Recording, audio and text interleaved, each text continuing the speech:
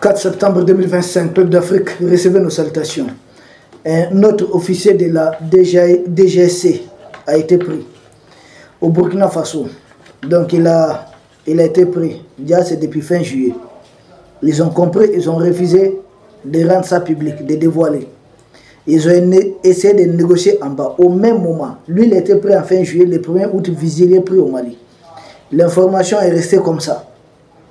Maintenant, ils savent qu'ils ne peuvent plus tenir. C'est là maintenant qu'eux-mêmes, ils sortent avec l'information.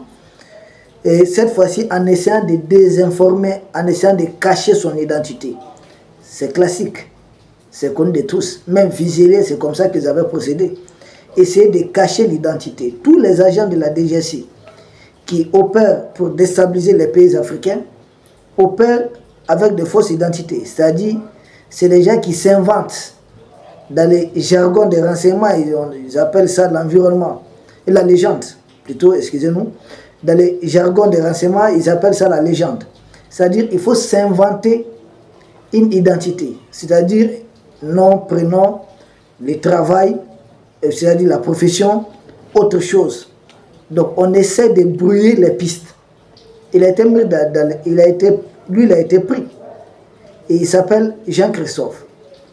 Jean-Christophe, la couverture inventée, c'est quoi? On dit c'est l'ONG INSO. INSO, ça dit INSO. Je ne sais pas comment ils appellent ça. Excusez-nous.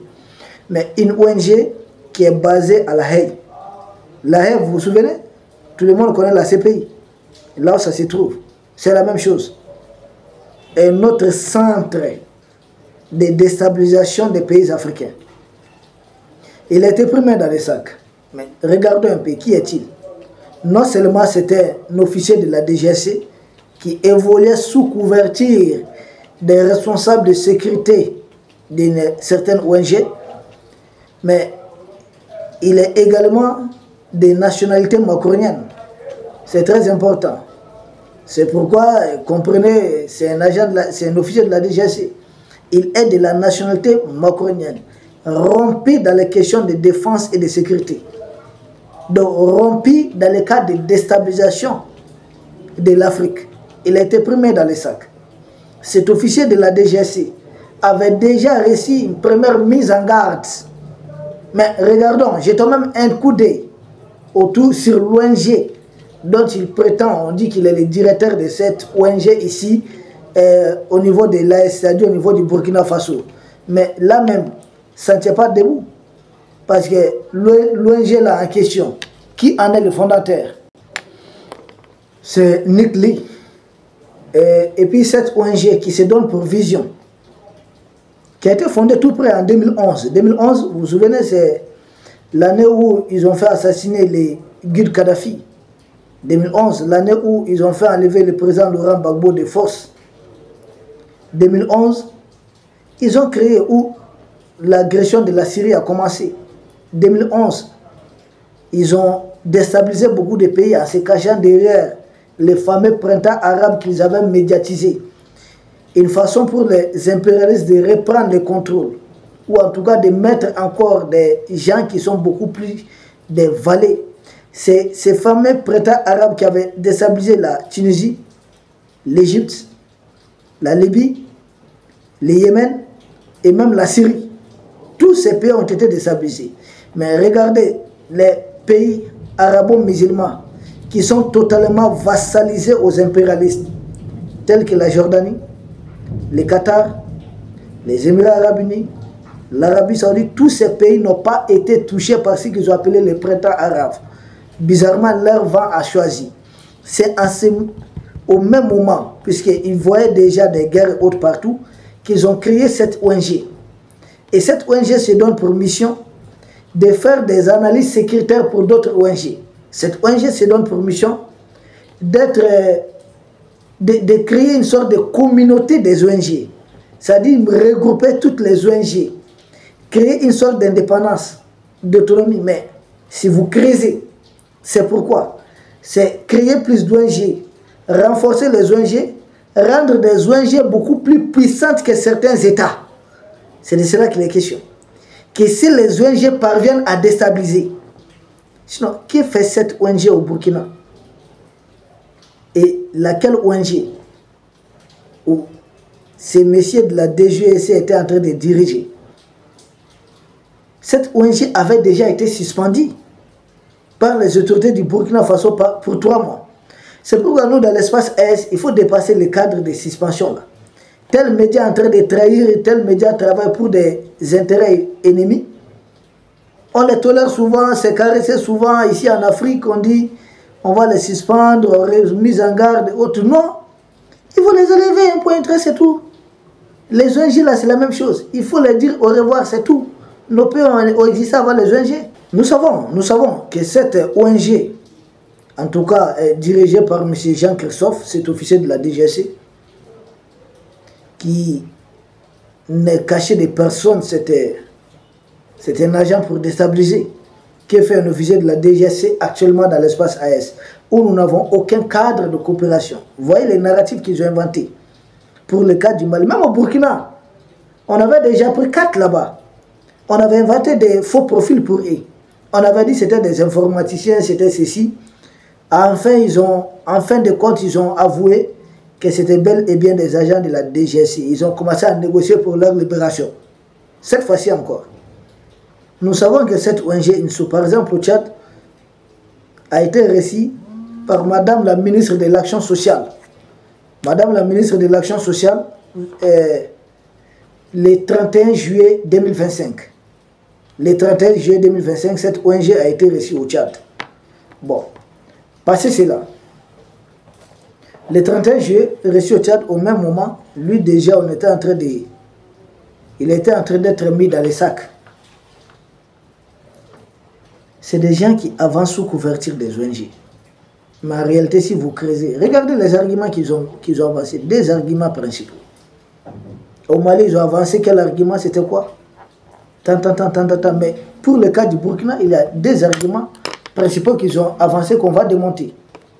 Oui, le premier argument, ils disent que l'ONG en question, qui travaille dans le cadre de la sécurité des autres ONG, c'est-à-dire qu'une fameuse ONG humanitaire, c'est ce qu'ils disent, doit être déployée sur le terrain. Si cette ONG a des soucis de sécurité, c'est l'ONG INSO qui doit gérer ces problèmes. Donc, il doit analyser le contexte, l'environnement.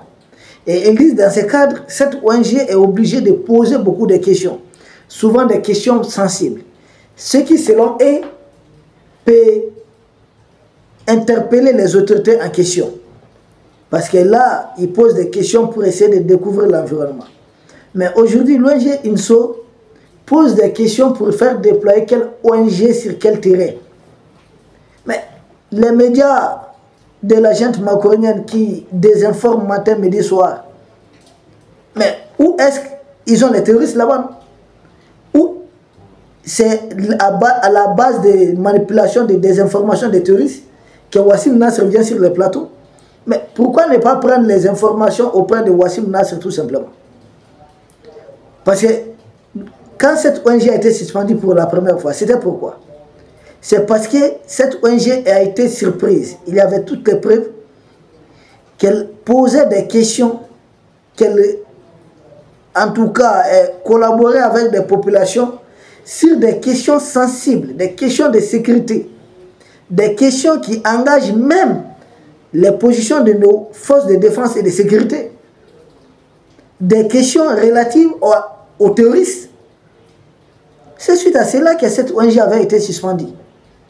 Parce qu'on a trouvé que c'était très sensible. Et que ça ne collait pas à leur mission. Vous dites être une ONG humanitaire, mais vous vous retrouvez dans des questions d'une certaine sensibilité que nous-mêmes, Haïtiens, nous n'osons pas poser à nos populations. Parce que vous risquez tout de suite d'être soupçonné.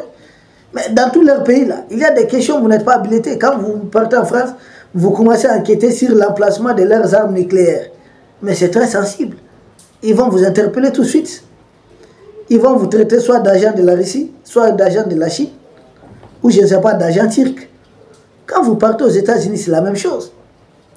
Donc, comment est-ce qu'une ONG peut venir, nous, pays en guerre, maintenant essayer de chercher des informations qui impliquent notre sécurité, notre défense, et prétexte ça qu'il s'agit d'une ONG. Et c'est ce monsieur Jean-Christophe, cet officier de la DGC, qui est à la tête de cette ONG, c'est lui qui coordonne tout. Bravo au commandant Yabri, le patron des renseignements du Burkina Faso, qui a su mettre la main sur cet homme, qui pour nous était devenu un réel danger. Il ne faudrait pas suspendre des gens comme ça. Il faut leur demander de dégager purement et simplement. Maintenant qu'il a été arrêté, il doit répondre de ses actes. Sauf que pour lui, ce n'est pas une couverture diplomatique, comme le cas de Vigilé qu'ils avaient évoqué. Pour lui, ils ont mis en avant la question de l'ONG. Et là, ils ne peuvent aucunement évoquer la moindre immunité ou couverture diplomatique. Ça ne tient pas debout. Il a été pris main dans les sacs. Qu'est-ce que sa fameuse ONG fait ici? Sa fameuse ONG est en train de sécuriser le déploiement de quelle ONG? Mais la sécurité de toute ONG qui doit opérer légalement en territoire du Burkina Faso doit relever des forces de défense et de sécurité du Burkina Faso.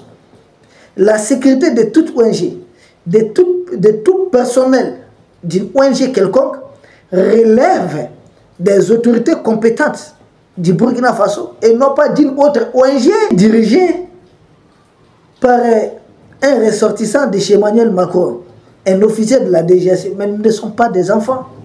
Nous ne sommes pas tombés de la dernière pluie. C'est facile ce qu'ils sont en train de faire.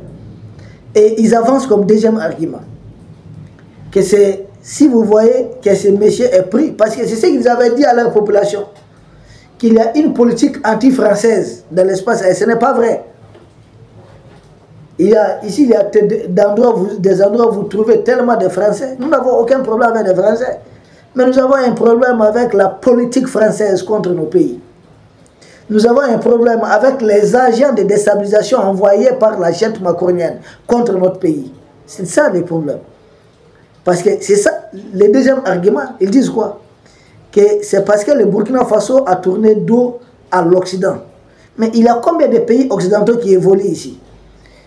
Il n'y a pas longtemps, Donald Trump n'a pas envoyé son émissaire principal dans les pays de l'Est.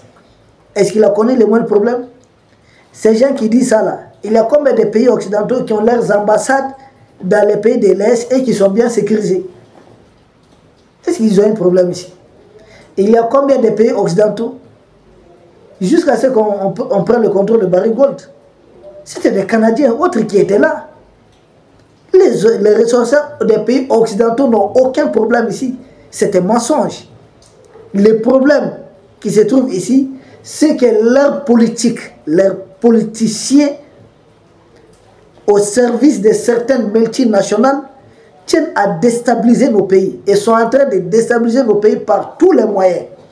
Les génies, c'est leur outil de travail. On a réellement, ils utilisent ces gens.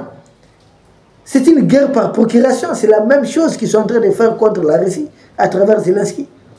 Ils utilisent les génies pour nous attaquer. Mais nous connaissons ce qui se passe.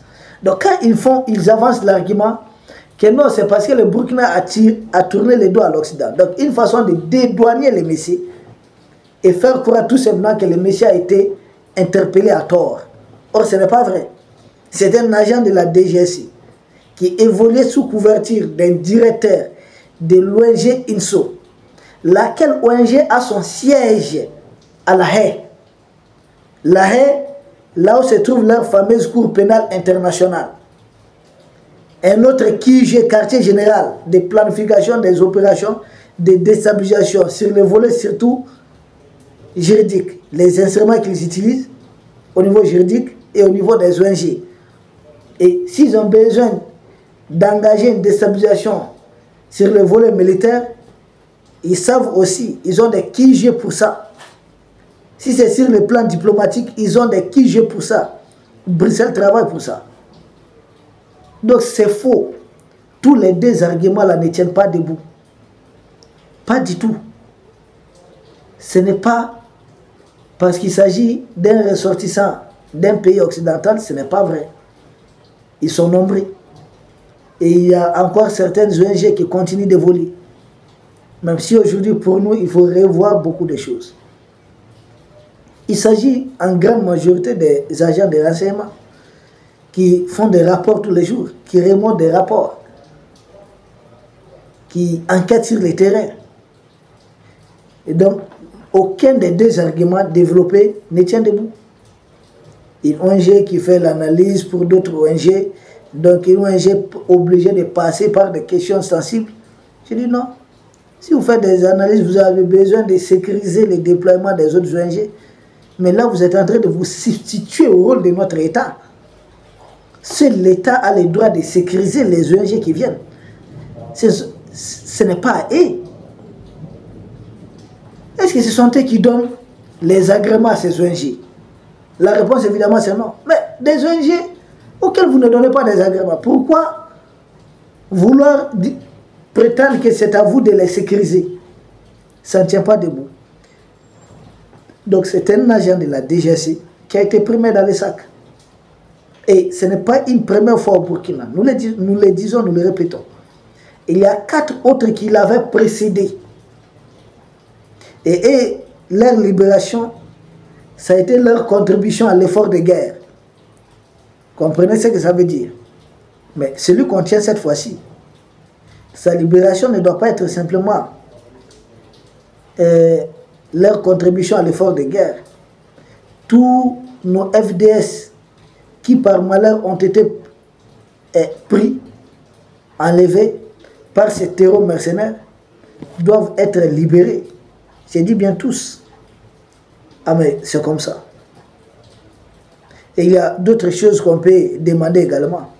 Parce qu'il commence à être nombreux, hein, des agents de la DGSE qui sont interpellés, qui sont arrêtés, par-ci, par-là.